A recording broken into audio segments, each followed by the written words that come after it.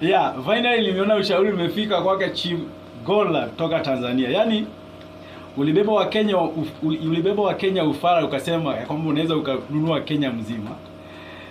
Lakini wa Kenya ni akina nani? Unaona jinsi Kenya Defense Force waliingia online wakadili na wewe.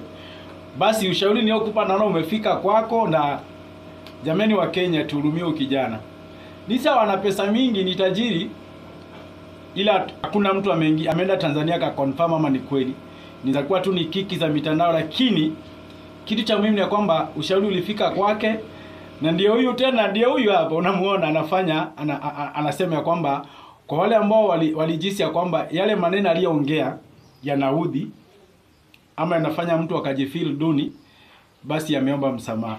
So jamani wa Kenya, simhurumie Chief Godlove, mrejeshe account yake ya TikTok kwa sababu ni ndugu yetu kutoka Tanzania basi.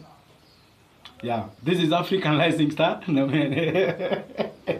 Na ushauri uzidi kufika kwa wale ambao kuna tabia kama za Godlove. Thank you. Ningependa kuwaomba msamaha ndugu zangu wote ambao video zangu zimekuwa zikiwakela, zikiwapa msongo wa mawazo, wakihisi wanatukanwa. Ningependa kuomba msamaha ndugu zangu wote ambao wanatizama hii video na washaikutana na video ya aina yoyote inayohusiana na mimi ambao nimeiposti katika mitandao ya kijamii.